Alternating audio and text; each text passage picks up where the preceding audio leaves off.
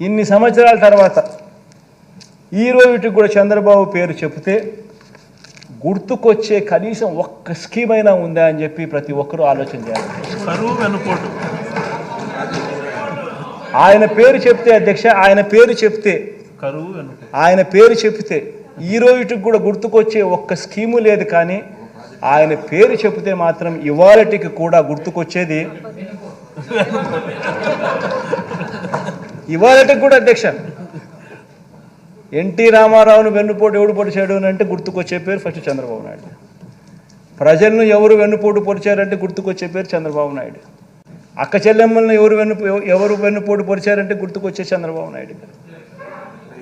2000 రూపాయల నిరుద్యోగ వృత్తి తర్వాత ఇవ్వకోకుండా ఎగరగొట్టింది ఎవరంటే ఇప్పటికీ చంద్రబాబు.